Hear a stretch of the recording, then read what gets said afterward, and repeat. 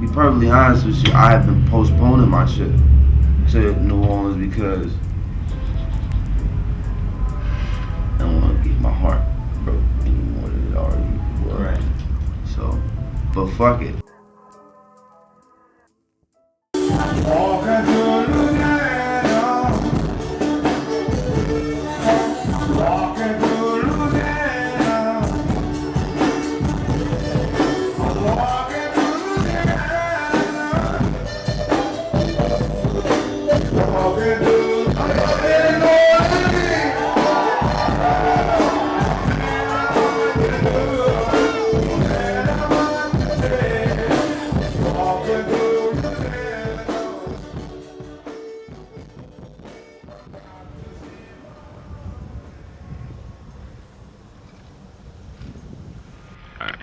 So this is our irrigation system that we have set up so that when the rain hit the roof, we capture it right here and then we use it. I don't know if they have any water in it right now, but I know what we're gonna be full tomorrow.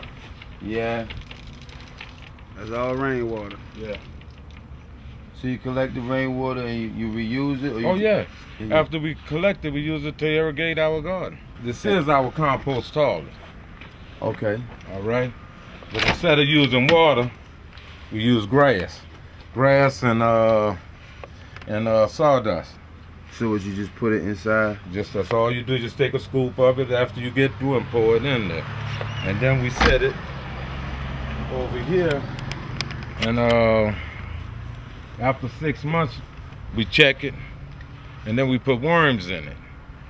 Then after a year, it become compost, so we could reuse it. Wow. During the aftermath of Katrina, one of the worst things there was sanitation. Right. So this is a way that you could do it for, Anyway. Right. This is the house we're trying to get ready for the owner of this house. She's 99 years old. She'll be 100 next month. So it's our goal of her 100th birthday to get her back in our house. That's where that barge landed. That barge that they was showing, everybody was showing that barge that crushed through here, it landed right here. Right next to the house. People was up in here. A lot of them jumped out of this house because they didn't know if the barge was going to hit it.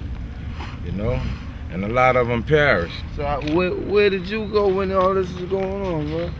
It's at my house. And that's when we started Common Ground. Wow. When we realized, especially after we seen those vigilantes and had confrontations with them. Who?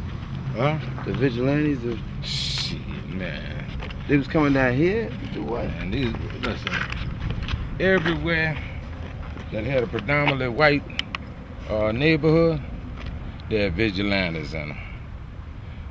Man, listen. Vigilantes doing what? Just shooting black They was just killing. They was just, listen, one of them equated shooting niggas. He said that it was like pheasants, shooting pheasants in South Dakota. I got this on tape. I'm gonna give you a copy of it. What is really your issue? I mean, I know my kids, racism is corny to them. They best stay up. My daughter's got Japanese friends and white friends, and I'm talking to my daughter last night. She was like, "But aren't there laws against it?" She couldn't. Right. And that's one of the She couldn't. She had no place for it. She was like, "That's ridiculous." Yeah. And she's absolutely right. But that can be changed. That has to change. It's like our history in this country, in this part of the world in particular, has been about that's not acceptable. Dred Scott took the slaveholder to court for his freedom and won. Right. So right here's our wetland farm, where we grow cypress trees, live oaks, smooth grass, so that we could go back in the wetlands and plant them. Everywhere that a levee broke was the absence of wetland. Everywhere. Everywhere. Without exception. Without exception. So all this about them levees, levees is a fail. We need a storm protection system. One that's not trying to confine nature, but one that allow us to live within nature. Right. And without that, we're gonna always be doomed. Now here is where we have our. Would you take a picture of me in front of this? All right.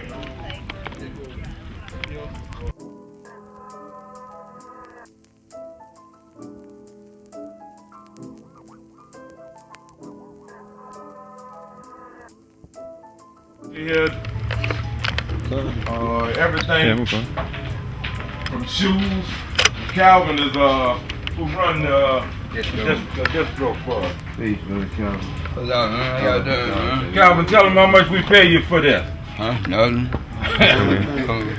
I get my blessing from God, man. That's what's up. Get my word from heaven. When we have food, this is where we keep it at. But as fast as we can get it, it's gone. Food, water, and especially water. So, you know, we give out gallons of water, and then right up in here, we have our clothing. Because anytime we can save a person from buying something, there's more money they can spend on rebuilding their life. You dig? So this is what we do over here. Now, this is our tool area. If people come back here, they could borrow tools. That's what's up. We do when people come in, we loan them boots, the respirators, filters, goggles, the hard hats, and the gloves, so that people could go and clean up their houses.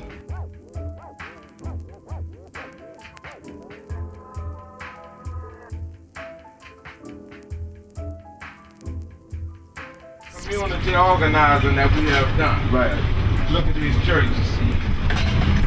Now you tell me when you got enough Christians in the United States, black Christians, to come down here and rebuild these black churches.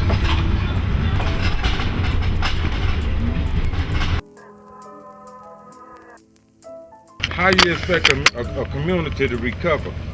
They have no spiritual center. This is our cornerstone. All right, what we need our faith-based institution. We need our parks. You dig? We need our schools, and we need health care. Without those, and you can't get nobody to come back. From Oprah? No. Huh? No, from Oprah. From where? Oprah Winfrey. Well, who's that? That's a dance, huh? That must be a dance, huh? And I ain't trying to come down on the sisters. I'm coming down on Christians who say they're Christians and they can't even come and help a Christian church to rebuild.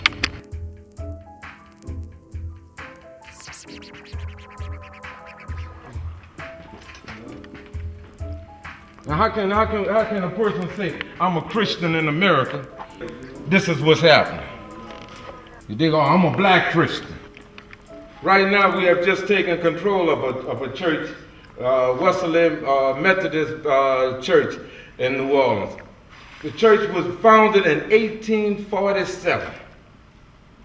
Since 1847, it has been a house of worship. Nobody else would go in there and clean it up and talking about helping them to rebuild it. So we had took it upon ourselves to help rebuild these churches.